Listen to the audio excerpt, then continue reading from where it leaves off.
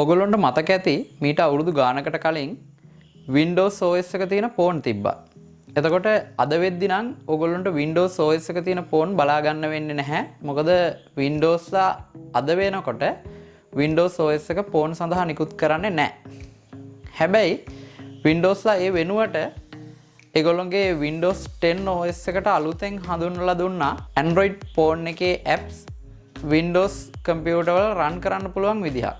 ඒකෙන් වෙන්නේ හැබැයි ගොඩක් වෙලාවට ස්ක්‍රීන් එක මිරර් කිරීමක් විතරයි. එතකොට දැන් මේ කියන්න යන දේ ඔයගොල්ලන්ට 2021 අවුරුද්දේදී ගොඩක් වෙලාවට වැදගත් වෙයි. මේ වෙනකොටත් Windows ලා පහසුකමක් විදිහට දීලා තියෙනවා Windows 10 වලදී Your Phone Apps කියලා app එකක් හරහා ඔයාගේ Android ෆෝන් එකේ photos, notification, message වගේ දේවල් ඔයාගේ කම්පියුටර් එකට ලබා ගන්න මේ වෙද්දිත් Microsoft සමාගමෙන් Windows 10 වල පහසුකම සපයලා තිනවා. එතකොට 2021 අවුරුද්දේදී ඒගොල්ලෝ ලෑස්ති වෙනවා Android apps Windows කම්පියුටර් එකක් කරහා launch කරන්න. ඒ කියන්නේ ඔයාට පුළුවන් එතකොට ෆෝන් එකට Android apps install කරනවා වගේම කම්පියුටරෙත් Android application install කරලා පාවිච්චි කරන්න. එතකොට Windows ලගේ Windows application පාවිච්චි කරනවා වගේම Android ෆෝන් එකේ run වෙන applications ඔයාගේ කම්පියුටරය ඇතුළෙම රන් කරලා බලන්න කිසිම ප්‍රෝග්‍රෑම් එකක් පාවිච්චි නොකර.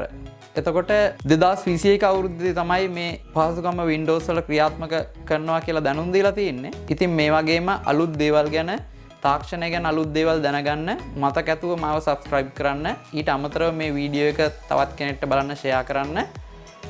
තවත් අලුත් වීඩියෝ එකකින් ආයෙත් හම්බෙමු.